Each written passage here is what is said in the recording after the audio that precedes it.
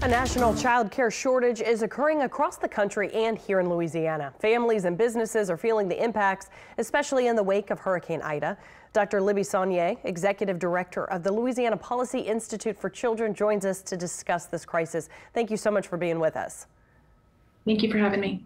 And we're seeing that shortage of both child care providers and workers to teach our children. Why is this the case? And give us some of those numbers. Absolutely. So we know unemployment was at 15% overall around the country. But what we know for childcare is it was up to 36% of unemployment during the pandemic. And so if you think about the pandemic plus now Hurricane Ida, we're facing a critical shortage of childcare teachers. And we need them to be able to make sure that families can get back to work and go to school so that we have a thriving economy. It's very, very worrisome. And I know this was actually a problem in our state before the pandemic.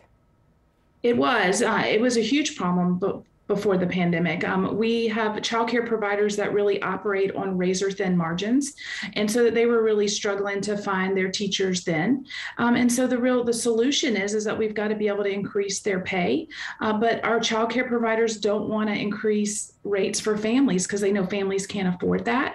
And so really the issue at hand is how do we increase investment at the state and the federal level so that families, again, can go back to work, can go to school, and that childcare providers can stay open to provide this service to families and children.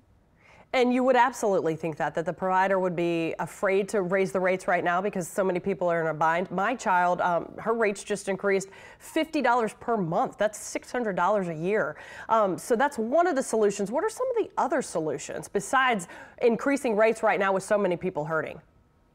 Absolutely. So, to the point is like families, not all families can afford. Actually, probably most families can't afford a $600 rate increase over a year or even $1,000. It's just so much money. And so it's critically important if we're thinking about infrastructure for our state and for our country, we have to think about childcare being part of that infrastructure. And part of that infrastructure is making sure that we fund it at an adequate level so that children can get what they need and be able to thrive and not just survive, as well as their families. And so that childcare providers who are small business owners can remain open. They do a service to the community. Many of our childcare providers, they get into this business because they really love children, but they've got to be able to keep their doors open because it's tuition based. And so we've got to find a way as infrastructure that we really support families and children so that they have access to high quality early care and education.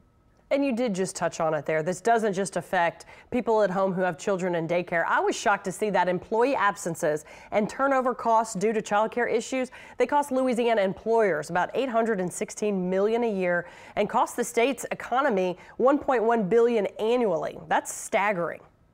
It is staggering, and we recently updated that report called Losing Ground with the Blanco Center at the University of Louisiana at Lafayette.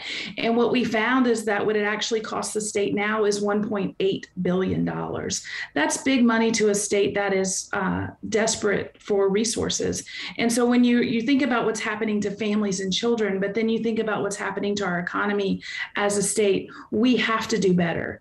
And at the end of the day, the moral imperative is it has to be in the state budget in a meaningful way, and it has to be in the federal budget in a meaningful way. And so we're seeing changes and shifts, and we're seeing that this issue continues to be a bipartisan issue because families need help. And we know that all families need help, not just families that are economically disadvantaged, but our middle income families also need the support for childcare because it's the single highest expense, even above keeping a roof over families' heads. And we got to remember these young children are our future. The way they are cared for right now shapes who they become. Thank you so very much for your time. Thank you so much.